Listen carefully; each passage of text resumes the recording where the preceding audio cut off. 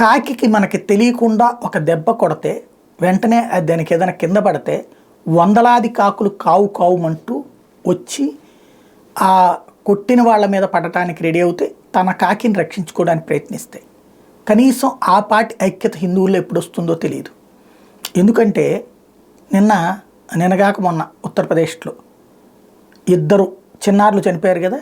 ఆ చనిపోయిన ఘటనలో ఆ చుట్టుపక్కల ఉన్నటువంటి ఫ్యామిలీస్ మొత్తం కలిపితే ఒక 100-200 మంది వచ్చి పోగుబడి ఉంటారు. ఆవేదన ఇదంతా కవరేజ్ అయ్యింది. బట్ ఆ చంపినటువంటి వాళ్ళల్లో ఒక అతను ఎన్కౌంటర్కి గురయ్యాడు కదా.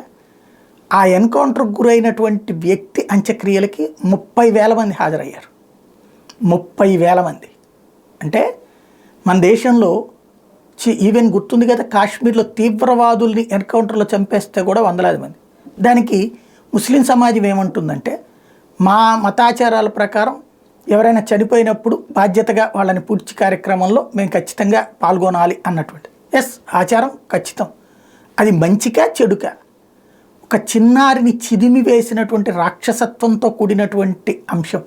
పోనీ అది ఎవరో 2 కొట్టుకు చచ్చిపోయారు, దాంట్లో జరిగిన దానికి మా వాళ్ళ తప్పేంటి అనొచ్చు.